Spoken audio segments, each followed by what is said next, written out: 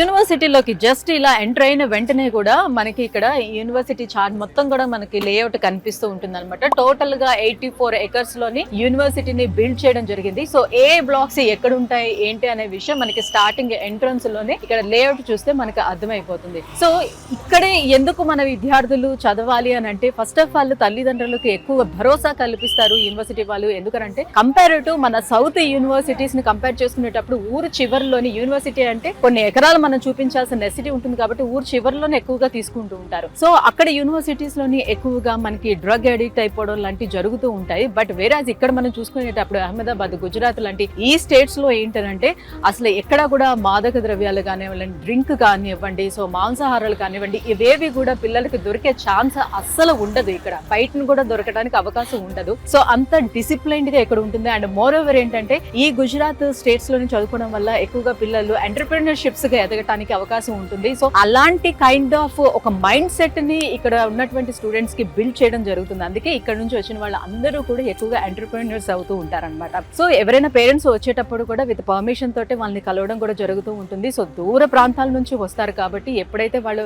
వెళ్ళాలి అని అనుకుంటారో ఊర్లో అప్పుడు కూడా పర్మిషన్ తీసుకొని వెళ్ళడానికే ఉంటుంది కాబట్టి సో తల్లిదండ్రులు ఎవరూ కూడా భయపడాల్సిన నెసిటీ అస్సలు ఉండదన్నమాట వాళ్ళ సేఫ్టీ అండ్ సెక్యూరిటీ విషయంలో. అండ్ మనం ఎంటర్ అయిన వెంటనే కూడా మనకి స్టార్టింగ్ లో యూనివర్సిటీ చాలా పెద్దదిగా ఉంటుంది కాబట్టి సో పిల్లలు వాళ్ళంతటా వాళ్ళు ఒక బైక్స్ ని కూడా తయారు చేశారు, లైక్ బైసైకిల్స్ అన్నమాట.